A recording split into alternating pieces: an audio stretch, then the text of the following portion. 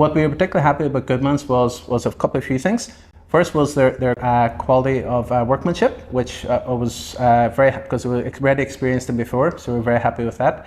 The second of all was that we were able to commit to quite tight timelines, unlike some of the other IDs and renovation teams, because we were quite keen to get moved in as soon as possible. And I suppose the last point was that even after we received our keys back, we were, I suppose, very happy with was that we were able to contact Nick and Eddie for quite a long time after they passed the key back to us, and we were able to sort of accommodate pretty much all the requests.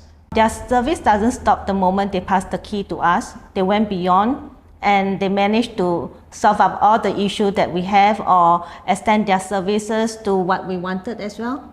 Exactly. Yeah. So I just want to thank everyone at Goodman's, in particular Eddie and Nick, for making this our dream home. Thank you. Yeah, and thank you to their team as well. They are so specialized in all individual workmanship, and thank you to them as well. Thank you.